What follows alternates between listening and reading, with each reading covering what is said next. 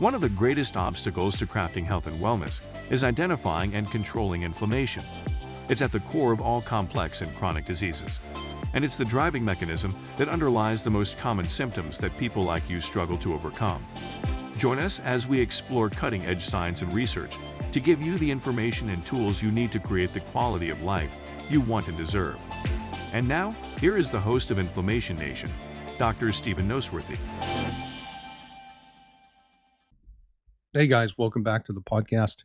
If you've been listening and you're up to date with my most current episodes, you'll have learned about the functional hierarchy of health. That was one of my longer mini-series, but it takes you through the most common physiological problems that cause the most common health complaints. And it's a great place for you to start when you're trying to solve your own health problems. But I have to ask a question. And that question is, what's the point? What's the point of not being tired? Or what's the point of not having brain fog? What's the point of not being able to sleep well?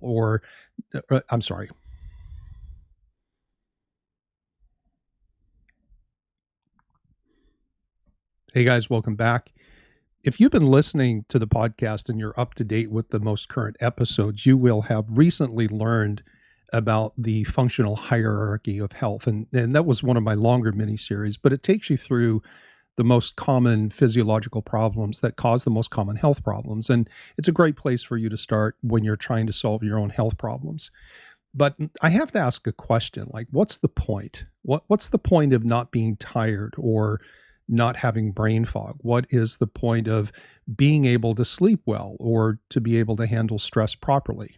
What does it mean to you to have hormone balance and control, or to know that you're doing everything you can to protect your heart and to protect your brain? And I think the easiest answer is simply this: life is better when you're not tired, right? Life is better when you're not foggy, when you're not grouchy, when you're not moody, when you're not anxious or depressed. And life is better when you can focus and be creative and be productive. Life is better when you're not getting sick over and over again and your gut doesn't rule your social life. Life is simply better when you feel like you're the person you are meant to be and you can show up in the lives of the people that you love. In other words, in a very real sense, it's about quality of life, being able to do the things that make life worthwhile and that give it value. That's the easy answer. But it's the short-term answer. You see, every single person that I've ever worked with in my almost 30 years now in my career in natural medicine, every single person had something going on that was making life somewhat miserable for them in their current time or in the present. Every day was a struggle to one degree or another, and they finally got to the point where the thought of this being their life became untenable, and they started to look for answers and look for solutions to their current problems. But very few of them turned their thoughts to the long term once their immediate symptoms were controlled or were resolved. And this phenomena of a lower quality of life coming from a health problem is what we call morbidity. Now, today we're going to be talking about longevity. But let me kind of get through this introduction first before we get to the meat and the guts of things. So just to be clear, most people go to the doctor because of complaints related to this thing called morbidity. Back in 2013, the journal Mayo Clinical Proceedings published a paper that looked at the top 10 reasons people go to see their medical doctors. And one of the things that they discovered was that the top reasons, varied based on age. For example, among teenagers and young adults, the most common reason that people went to see the doctor was skin conditions, dermatology, which makes sense, right? Because when you're young, that's the time when we are perhaps most concerned about our appearance and how others see us. But among the elderly, the most common reason to see the doctor was risk for heart disease and things like hypertension. But if we look across all ages, the most common reasons people see their medical doctor is as follows, and I'm going to start with the most common first, and there's about 8 of them. So number 1 is skin conditions, and this is across all ages. Skin conditions followed by arthritis and back pain, followed by disorders of lipid metabolism, and you can translate that into cardiovascular risk. then upper respiratory tract infections and disorders, then anxiety and depression, followed by chronic neurological disorders, followed by headaches and migraines, followed by the management of diabetes. And these are the most common reasons why people go to see their doctors. And all of these things contribute to morbidity, which we could loosely translate, accurately so, into the loss of quality of life. Now, I just want to read a couple of sentences from the introduction of this paper from the Mayo Clinic. Chronic diseases account for the majority of healthcare utilization and expenditures in middle-aged and older populations. 1/4 of Americans with chronic conditions account for almost 2/3 of total healthcare expenditures. And as the population ages, more individuals are living with multiple chronic medical conditions.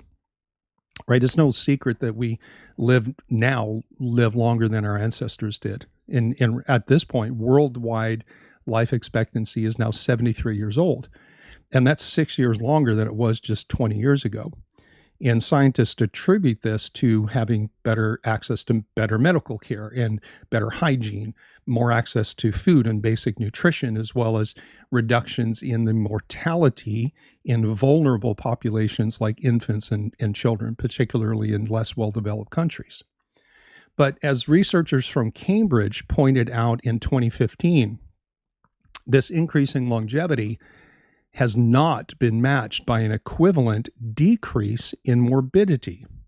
In other words, people are living longer, but they're living sicker longer, right? So life expectancy is increased, but at the expense of increased morbidity. We're better at extending life than we are at increasing the quality of life. And under those conditions, living longer simply means a longer life with the disability that comes from morbidity or symptoms and suffering, right? Longer lives with the symptoms and the limitations of things like diabetes and heart disease, arthritis, dementia, inflammation, pain, and so on. There's a British-American anthropologist, he's passed on now, his name was Ashley Montagu. He's often quoted as saying that the idea is to die young, as old as possible. And I'm not sure if Abraham Lincoln said this first, but he's often quoted also as saying, it's not the years in your life that counts, but the life in your years. And this quote exists in different versions. The one that speaks to me is it's better to add life to your years than just years to your life. You know, a few years ago, and I think I mentioned this on the podcast before, but a few years ago, I lost my mom at the age of 84. And I was grateful that she was pretty functional and productive up until the end. She really didn't suffer all that much, and then she was gone. And it was a blessing in that sense, right? Now, my dad is the same age that she was when she died. And he's had some health challenges recently, but he's handled them quite well. And at 85, he's mentally sharp, he's physically active, he's productive, he's got a good family and a good social life. In fact, he's the last of all of his brothers and sisters and even all of his close friends that he's had over the years. All of these people are gone with the exception of one close friend whom he has watched slip into dementia and physical disability over the last 2 years. And that friend is now in a long-term care facility and doesn't know his own daughter. So my dad and I had this conversation not long ago about going out with a bang rather than diminishing slowly over many years. And don't misinterpret me when I say going out with a bang. I'm not talking about using a gun to kill himself, but basically the point is this, like, who wants to dwindle and fade to the point where your life isn't what you hoped it would be, and every day you're just waiting for the end to come rather than being out there living your life to the fullest? And this has been on my mind a lot lately, and I've been having conversations, and I've been having this conversation for years with my one-on-one coaching clients about what comes next, like what comes after we handle the immediate complaints that brought someone to see me, to work with me one-on-one. Right. In other words, I'm now actively trying to shift my client's mindset from solving the problem of morbidity, right, symptoms and suffering from disease or dysfunction, to the intentional crafting of healthy longevity. And I'm not saying ignore your immediate symptoms. I'm saying, like, once those things are under control and you feel better, what's next? Do you just live that way, or do you set a plan, create a vision, and then start working towards that. I explained to them that I understand that they want to not be fatigued, right? Not foggy, not forgetful, and all of these things translate into a better quality of life. And they want that now. But what if that's all we do? And what if I help them do a good job of feeling and functioning better, only to have them suffer from a heart attack or have a disabling stroke, in 10, 15 years, or maybe live to be 100, having someone else feed them and wipe their butt because they can't take care of themselves? Like, have I really helped someone if their fate is aging unwell? And my answer is no, right? And I'm not trying to imply that I have some kind of crystal ball and I know everyone's fate, or that I can guarantee something bad won't happen in the future. Nobody can do that.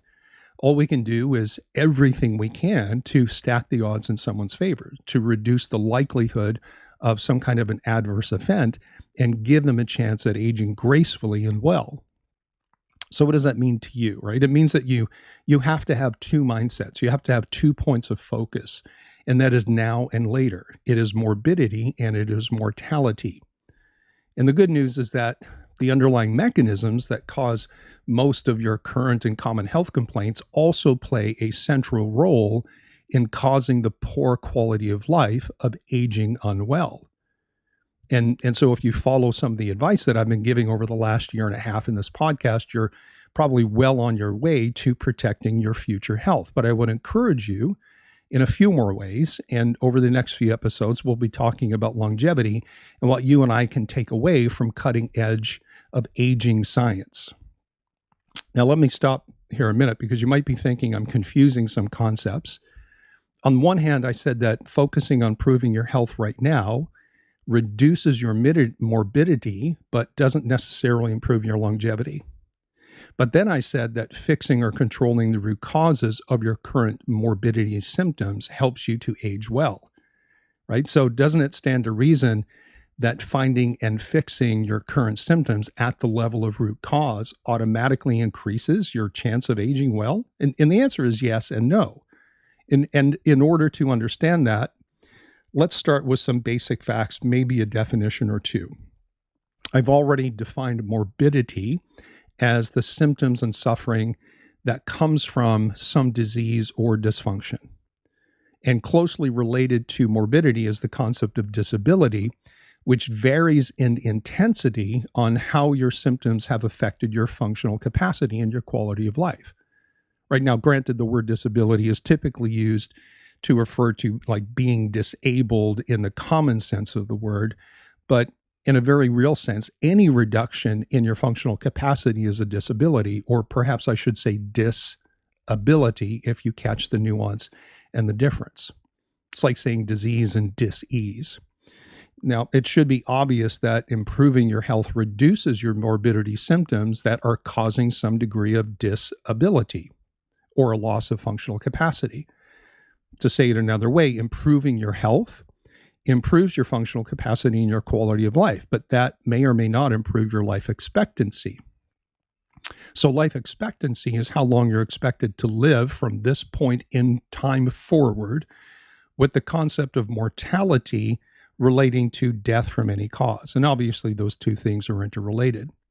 And so what you're shooting for then is to resolve your current health problems in such a way that you not only improve your quality of life in the present time, which is adding life to your years, but we extend and increase our disease-free years, where quality of life and functional capacity improves and extends over a long period of time.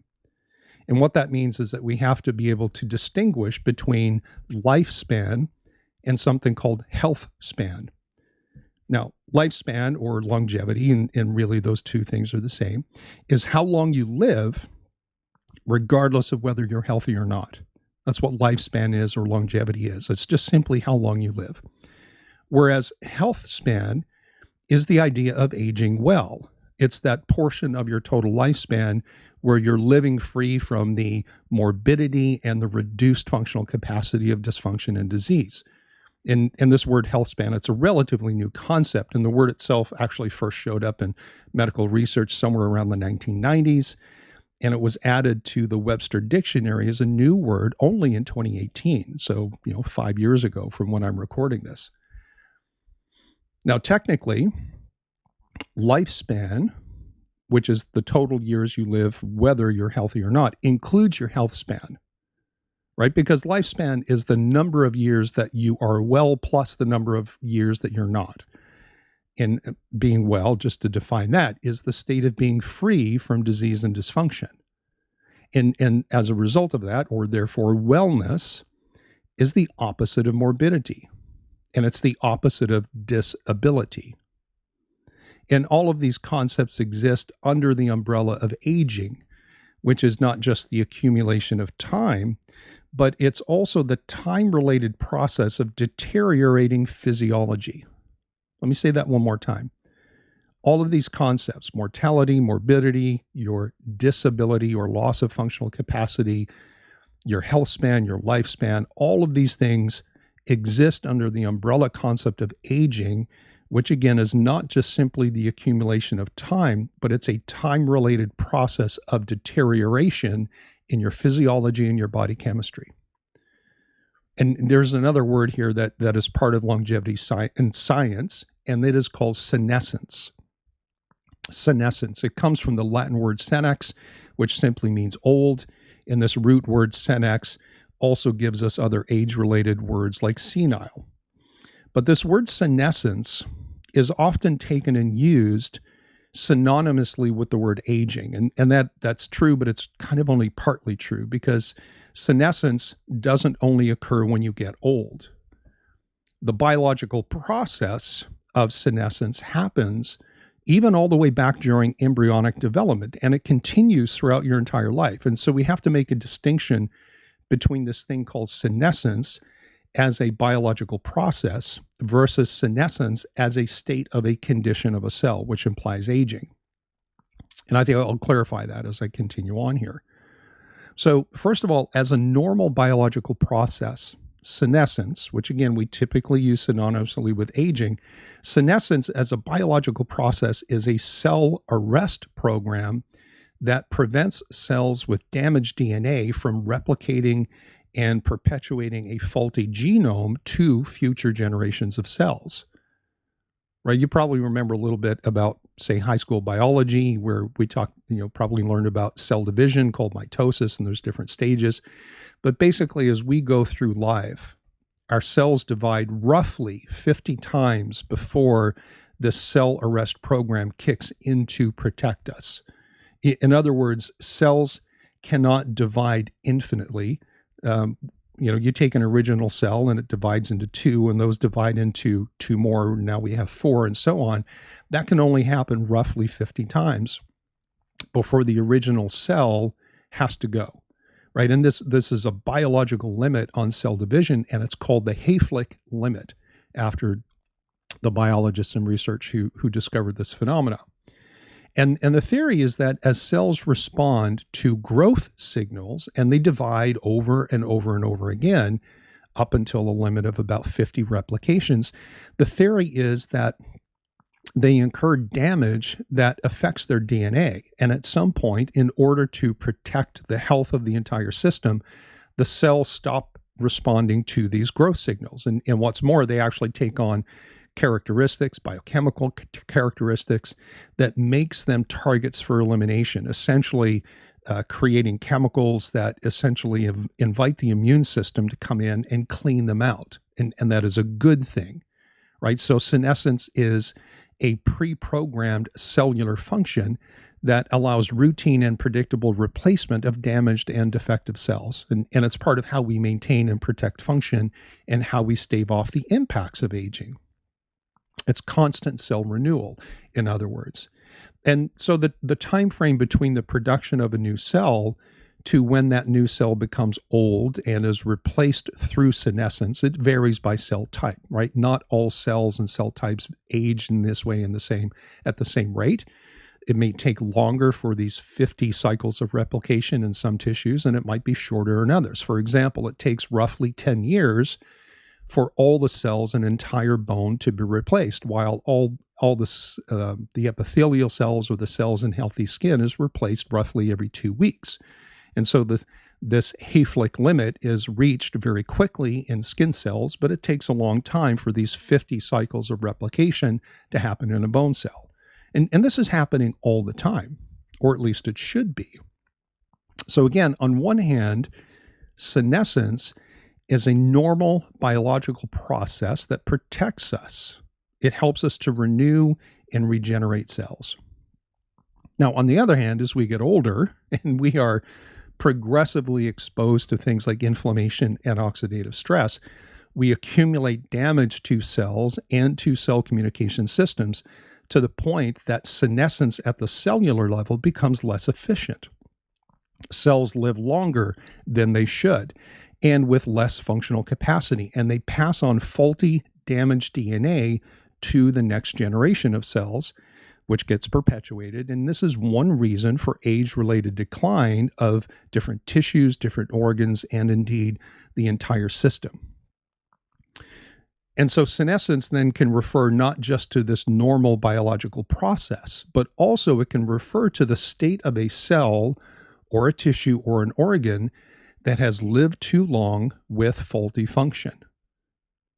But when tissues and organs fail to replace these aged senescent cells, and the more these senescent cells that make up tissues and organs accumulate, the more the function of those cells, tissues, and organs is negatively affected.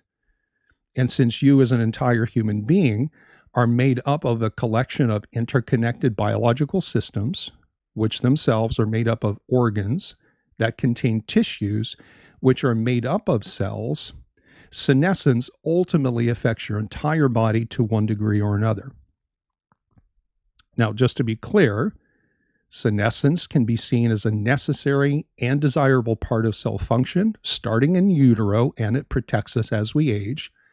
But over time, we lose control of this protective mechanism, and tissues and organs accumulate cells that should already have been replaced, but were not. And so senescence can be considered the aging and the decline of the entire system because of the accumulation of aging cells within our tissues and organs that have not responded properly to what we call death signals, again, being replaced.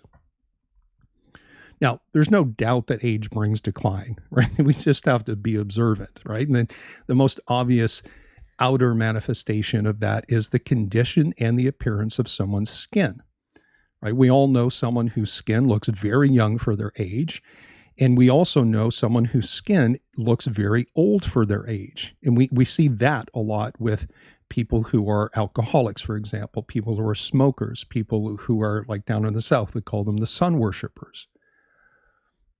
But you need to know that as your skin ages, so too do your internal organs. Yet internal aging is heterogeneous. It's not the same everywhere, right? Not all organs and systems age at the same rate.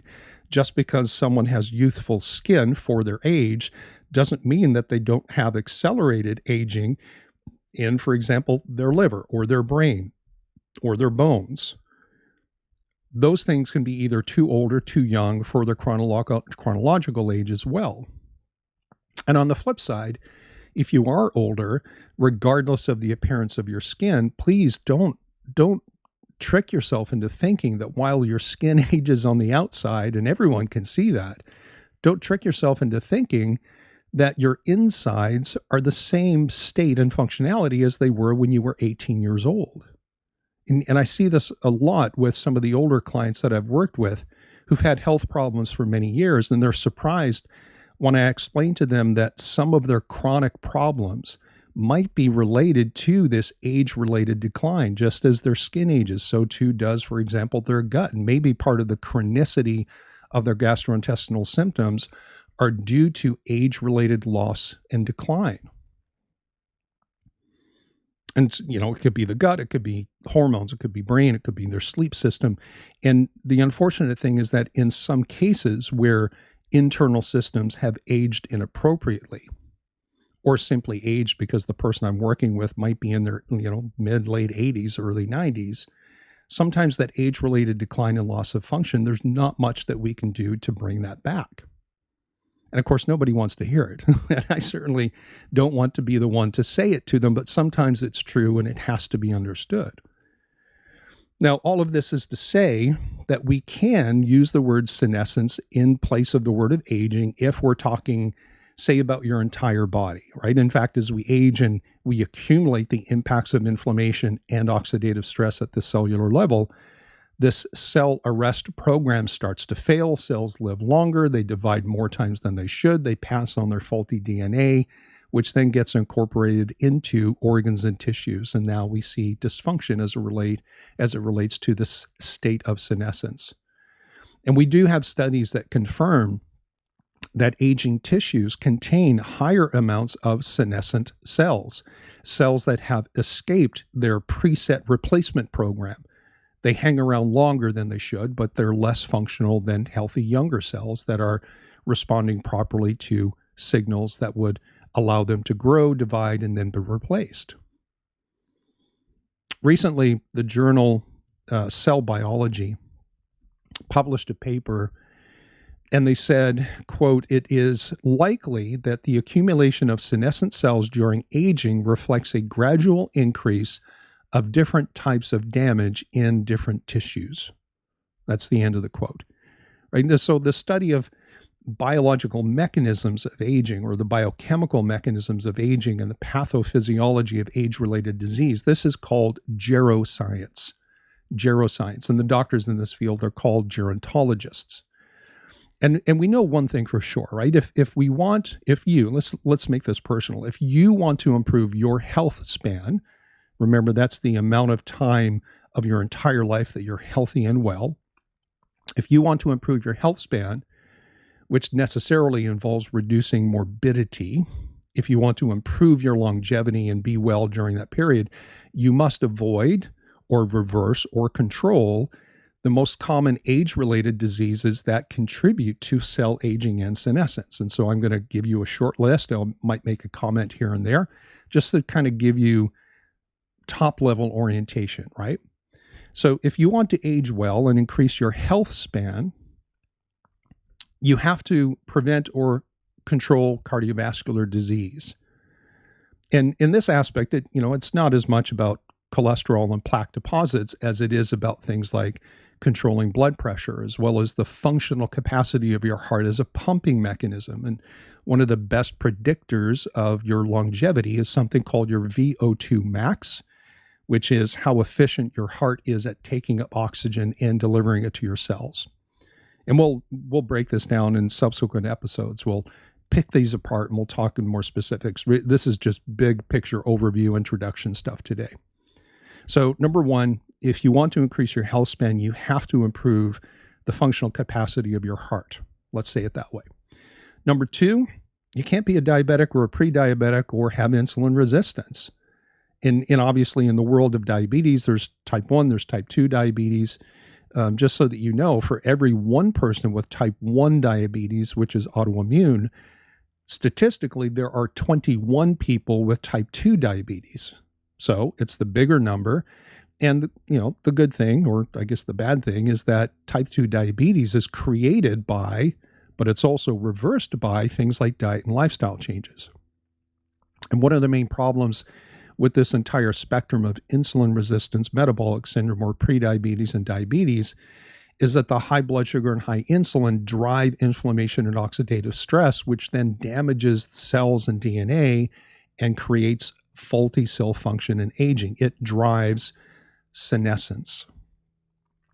The other thing is, if you have autoimmunity, you need to know that and you need to control that as best as you can. And I'll state again for the record, nobody knows how to cure autoimmunity. That drug doesn't exist. The supplement doesn't exist. The diet and lifestyle change doesn't exist. The best that we can do, and in many cases, it's, I'm tempted to say the word miraculous, how quality of life can change with some people who have autoimmunity. But basically, the best we can do is control and contain immunological responses so that we don't get aggressive loss of function and decline over the years related to autoimmunity itself. Now, the most common autoimmunity is, of course, Hashimoto's hypothyroidism. So in a future episode, we'll talk a little bit more about that specifically. But two key points here. as it relates to thyroid hormone balance and senescence is you have to have thyroid hormone balance for normal cell replacement, right? The normal biological process of senescence is in part controlled and driven by having adequate thyroid hormone levels. I'll just leave it there for now. The second point is that with autoimmunity, the inflammation and oxidative stress from the autoimmunity itself not only accelerates thyroid aging, the thyroid gland, but it ages the system-wide, right? It's not just your thyroid gland, it's your whole body.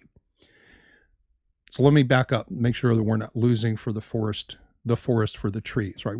I'm just giving you a list of the top things that you have to think about if you're trying to improve longevity, but not just longevity, your health span. Number one, the efficiency of your cardiovascular system. Number two, blood sugar control.